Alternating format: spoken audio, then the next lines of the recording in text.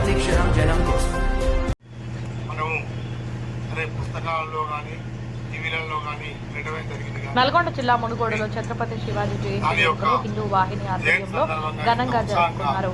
హనుమాన్ దేవాలయం వద్ద ఏర్పాటు చేసిన కార్యక్రమంలో ఎస్ఐ ఇరుపు రవికుమార్, సర్పంచ్ పాలకూడి నరసింహ గౌడ్, మాజీ అధికార ప్రతినిధి నారబోయిన రవి ముదిరాజులు ముఖ్య అతిథులుగా పాల్గొని పూజలు నిర్వహించారు.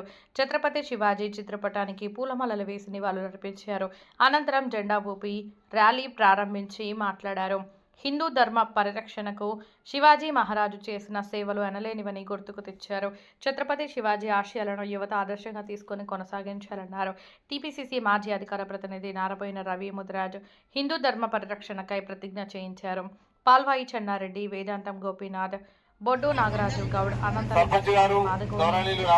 గౌడ్, బొమ్మిడికాయల సాయి, పోలే రాజు, బి కళ్యాణుడు, రవివర్మ, వేముల సాయి, హిందూ వాహిని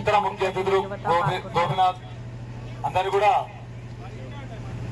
శివాజీ మహారాజ్ జన్మదిన శుభాకాంక్షలు తెలుపుకుంటూ మరి శివాజీ రాజు గురించి ఆయన యొక్క జీవితాన్ని చదివితే దేశం మీద ఆయనకున్నటువంటి భక్తి కానీ ఆయన చూపించినటువంటి ధైర్యం కానీ ఆయన వీరత్వాన్ని కానీ మనం ముందుగా గుర్తు చేసుకోవాల్సి ఉంటుంది. ఎంతో మంది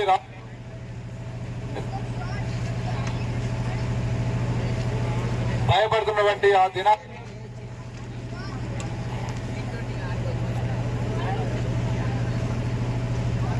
భయపడుతున్నటువంటి దినాల్లో ఢిల్లీ రాజైనటువంటి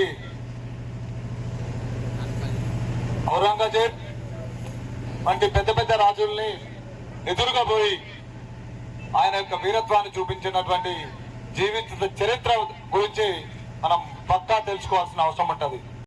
ఒక పాఠమికి ఎలాగ తీసుకురావాలి అనేటువంటి ఈ దేశభక్తి ఏదైతే ఉందో మన శివాజీ మహారాజ్ చూపించినటువంటి ధైర్య సాహసాలు, దేశభక్తి కూడా మనం